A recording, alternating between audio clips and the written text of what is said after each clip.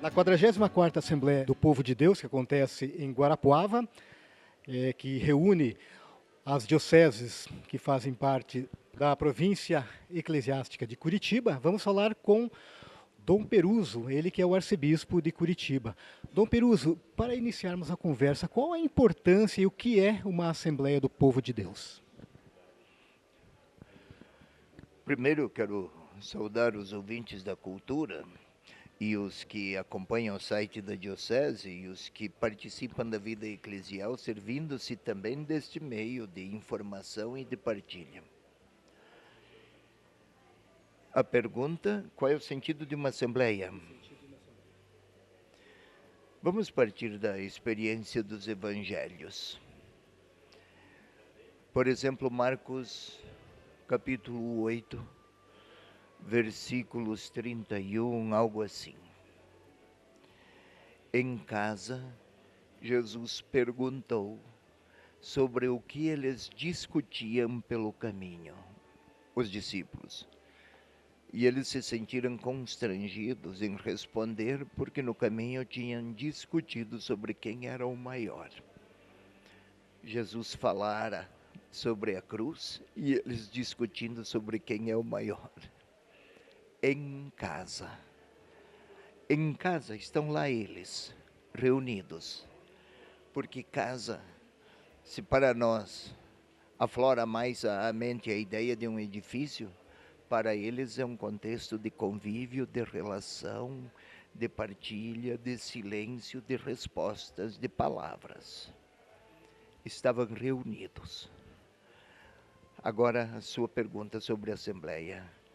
A Assembleia é o encontro daqueles que partilham não apenas ideias, mas experiências de fé e esperanças, tendo sempre Jesus como o centro.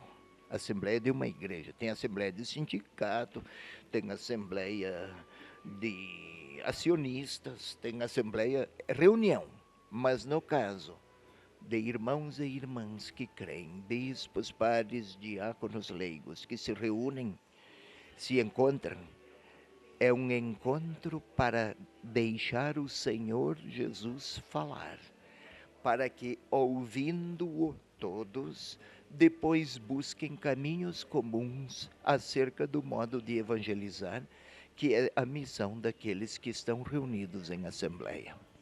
Este ano o tema é espiritualidade e comunhão, né, baseado nos documentos do Concílio Vaticano II. Atualmente, como o senhor vê assim, que a caminhada da igreja com questão a comunhão, a unidade, sinodalidade? Vamos começar pelo inverso da comunhão. A palavra divisão, dividir, na origem, na raiz latina da palavra, dividir e diabo vem da mesma raiz. Isto é, quando há contraposições, contrastes, não diferenças, contrastes, contraposições, estabelece-se o confronto, a disputa, e conforme as situações socioculturais também, os ódios, também as polarizações, e nós sabemos isso todos os dias, mais nos últimos tempos do que em outrora. Quando se trata de comunhão, é preciso deixar o Senhor falar para que, quando é Jesus Cristo o centro, as nossas certezas perdem o brilho para conferir brilho às palavras de Jesus. A Assembleia, então, requer, antes de tudo, silêncio de quem ouve, despojamento das próprias certezas e, ao mesmo tempo, atenção para vislumbrar sentido nas ideias do outro, interpretar a realidade não a partir de convicções subjetivas, mas também a partir da sensibilidade do outro. Mas eu tenho que lhe querer bem para percebê-lo. Então, nesse caso, como conseguir? Deixar o Senhor Jesus falar mais e ouvi-lo mais. Ter o Evangelho diante dos olhos, para aprender a aceitar o outro e também perdoar. Do outro, senão, não existe, não é assembleia e nem é harmonia, uma espécie de pensamento único. Até as experiências de fraternidade não são aquelas harmonias espontâneas que criam, promovem a fraternidade, mas é a capacidade de reconhecer a beleza na forma com que o outro vive, quer viver e quer oferecer de sua gratuidade. É um caminho que exige conversão. Comunhão não pode ser uma ideia, mas uma experiência. Aliás, mesmo casamento. No começo é tudo uma harmonia que parece natural, né? Minha linda, minha princesa, minha flor, minha gata, meu príncipe, meu pedaço, meu gato. Mas depois de um tempo um descobre que casou também com os defeitos do outro.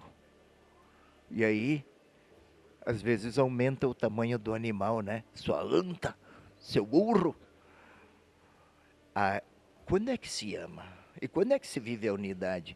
Não quando tudo é uma harmonia espontânea, mas quando, por causa de quem eu amo, eu sou capaz de silenciar, disponho-me a perdoar, disponho-me a pedir perdão.